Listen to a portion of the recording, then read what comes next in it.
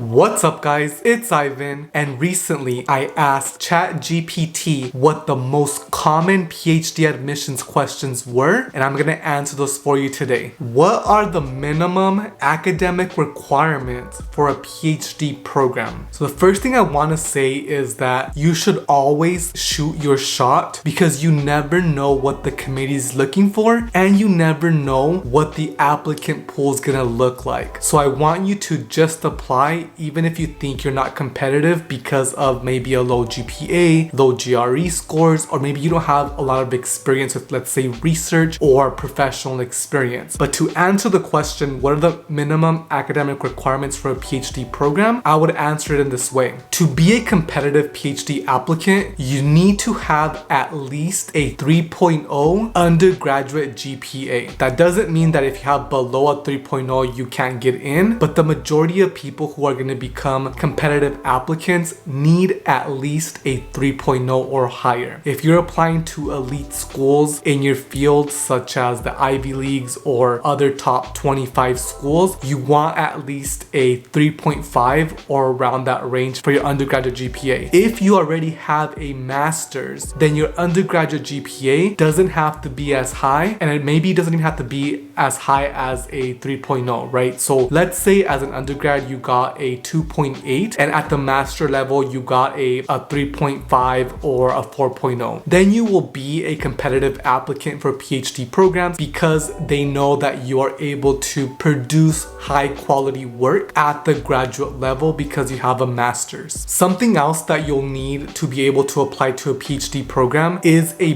bachelor's degree. So you have to have conferred a bachelor's degree before you enroll in a PhD program. So this means that you have to have a bachelor's degree in order for you to even be considered for a PhD program. Some programs do allow their applicants to apply right out of undergrad. Some programs prefer that you have either a master's or some type of work experience. That's going to be dependent on the program that you're applying to. But to answer the question, the minimum academic requirement to apply for a PhD is going to be to have a bachelor's degree. GRE scores are important, but a lot of programs are moving away from standardized testing, and so it might be an optional part of the application. So I wouldn't stress too much about GRE scores, but I would just suggest that you do get the average GRE score if that is something that your program does require of you. What is the typical application process for PhD admissions? So the typical application process for PhD admissions is again going to vary depending on the program and institution, but generally speaking, you are looking at a early December or mid-December deadline. And then if your program for the PhD does have an interviews phase, then the interviews typically happen sometime in mid to late January and sometime in early February. And then you learn about your acceptance or your denial sometime in late February, early March. If you don't hear back within that time frame, then you probably didn't get in. And if you didn't hear back from an interview invitation past February, then you probably didn't get in. But that's the typical time frame in terms of applying. I normally tell applicants that they should start applying as early as summer, at least building their CV or resume, as well as their writing sample and statement of purpose. And then you do the bulk of the work sometime between August and November, right before Thanksgiving. If you are a US applicant, or if you live in the United States, Thanksgiving is a good time frame to have most of your materials finalized. What materials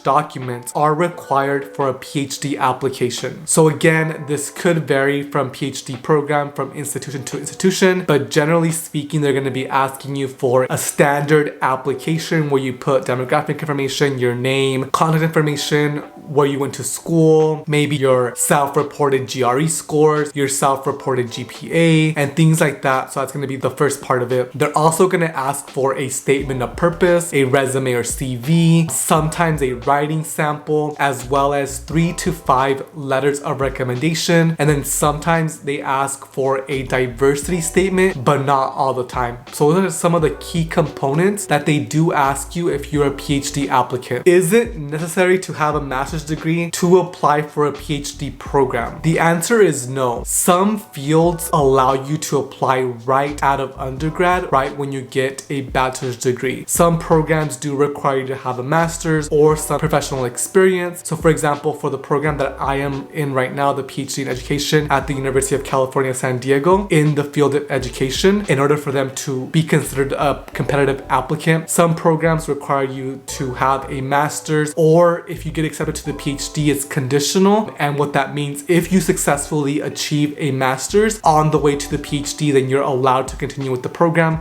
So it depends on how your program is structured, but to answer the question directly, you do not need a master's to apply to PhD programs. How important are recommendation letters in the application process? In my opinion, they are very important because it's gonna show the committee another side of who you are as the applicant, another side besides the metrics. So the statement of purpose is a great way that, strays away from metrics, so like GPAs, GRE scores. The statement of purpose allows you to show your personality, your interests, your experiences, and the letter of recommendations also show your character and who you really are outside of academics and metrics and GPAs and GRE scores. And so it is vital that you select 3 letter of rec writers who can talk about your character as well as your experiences, whether that's in research, professionally, or in a different capacity, but that they show your character through this letter, that this letter is not a generic letter that can apply to any applicant. They want to make sure that you are able to collaborate with colleagues in your lab, in your program, in your cohort. And so those letter of recs do really help show a different side of who you are as a scholar and as a person. How should I choose potential advisors or supervisors? So this question is really important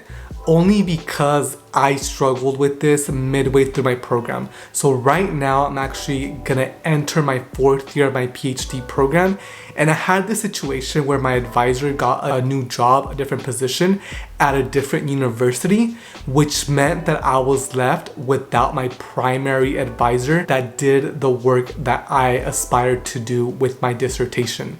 And so what happened was that I struggled with finding a new supervisor.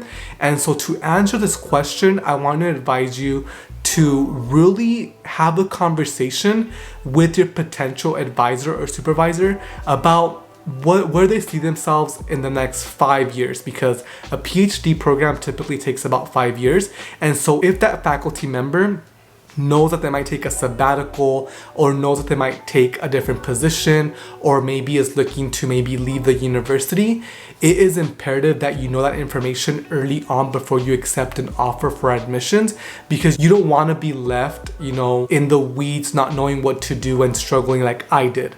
So have those conversations early when you are in the interview process and the admissions process before you even apply, to know what those potential faculty members, what their career trajectory looks like and where they plan to be in the next 5 years, because their plans could affect your plans. And so make sure you have those conversations throughout the admissions process in whatever stage you are, so you can get clarity on what the experience might look like. Some of the ways that I would suggest that you look for supervisors is, the first thing is go on their website, read bios, read some of the professors' articles, books, and get to know their work and get to know what they're passionate about, and see if that really aligns with your potential career, your research interests, or whatever you want to study. So that's the first step. Second step is reach out to the faculty member through an email, either ask questions via email or schedule a meeting on, like, let's say Zoom or in person if you're close by,